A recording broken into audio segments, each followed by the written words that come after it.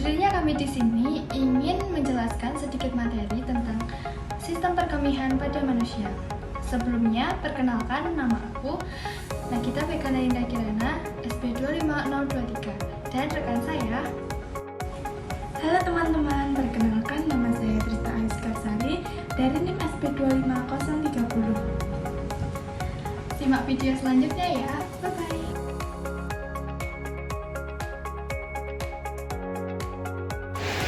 Selanjutnya, di dalam sistem perkemihan terdapat 4 materi, yaitu yang pertama, susunan sistem perkemihan, yang kedua, mekanisme transfer urin pada ginjal dan kandung kemih, yang ketiga, proses miksi, dan yang keempat yaitu urin. Pengertian sistem perkemihan atau sistem urineria adalah suatu sistem tempat terjadinya proses penyaringan darah sehingga darah bebas dari zat-zat yang tidak dipergunakan oleh tubuh dan menyerap zat-zat yang masih dipergunakan oleh tubuh.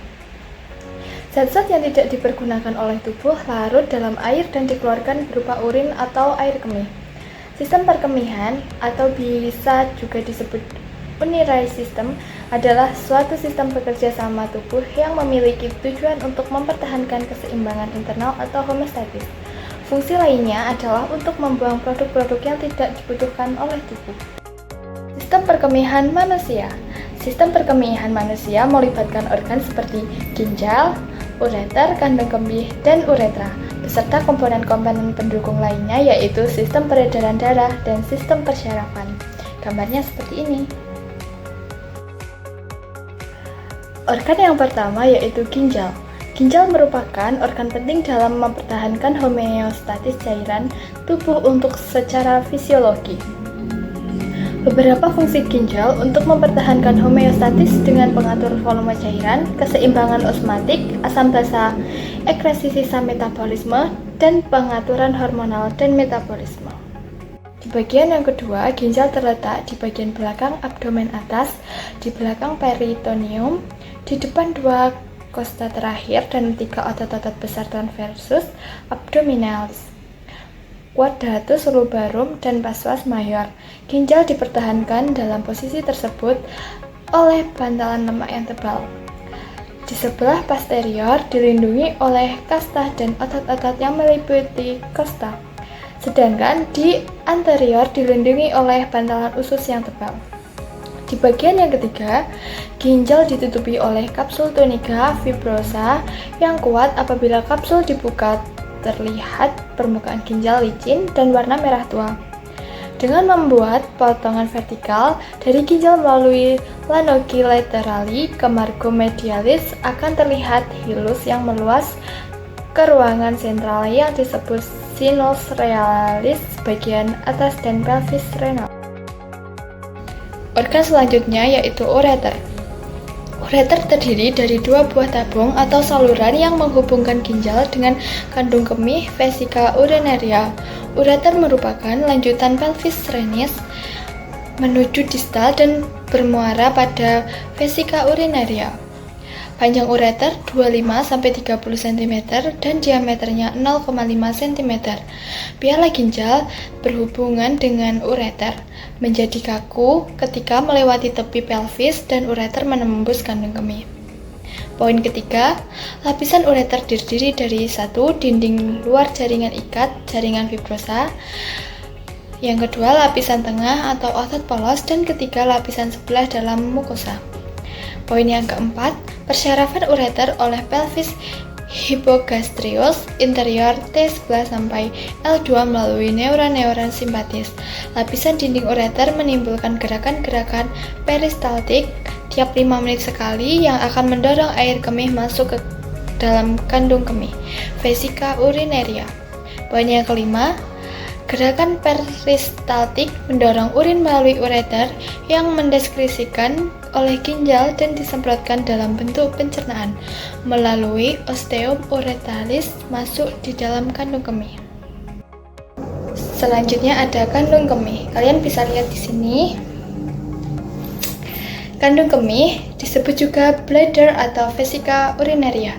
Kandung kemih merupakan kantung berongga yang dapat diregangkan dan volumenya dapat disesuaikan dengan mengubah status kontraktil otot polos di dindingnya. Selanjutnya ada uretra.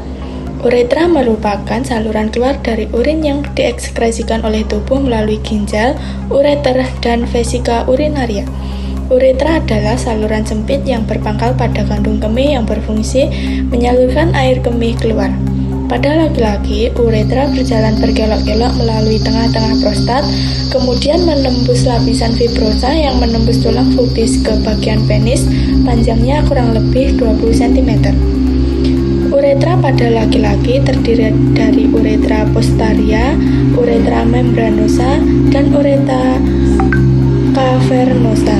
Lapisan uretra laki-laki terdiri dari lapisan mukosa atau lapisan paling dalam dan lapisan submukosa. Gambarnya dilihat di atas ya teman-teman. Selanjutnya ada uretra pada wanita. Uretra pada wanita terletak di belakang simfinis pubis, berjalan miring sedikit ke arah atas, salurannya dangkal, panjangnya kurang lebih 3-4 cm dari orifisium uretra interna sampai ke orifisium uretra eksterna. Uretra ini terdapat di belakang simfisis pada dinding anterior vagina, menjurus oblik ke bawah dan menghadap ke depan. Lapisan uretra pada wanita terdiri dari yang pertama tunika muscularis atau sebelah luar, yang kedua lapisan spongiosum merupakan plexus dari vena-vena, dan yang ketiga ada lapisan mukosa atau lapisan sebelah dalam. Muara uretra pada wanita terletak di sebelah atas vagina atau klitoris dan vagina, dan uretra di sini hanya sebagai saluran ekskresi. Diafragma, urogenitalis, dan orifisium eksterna langsung di depan permukaan vagina, 2,5 cm di belakang gland klitoris. Perbedaan uretra pada wanita dan laki-laki bisa dibedakan di gambar ya teman-teman. Mekanisme transfer urin pada manusia. Mekanisme transfer urin melibatkan gerakan terhadap dari ginjal, ureter, kandung kemih, dan akhirnya uretra.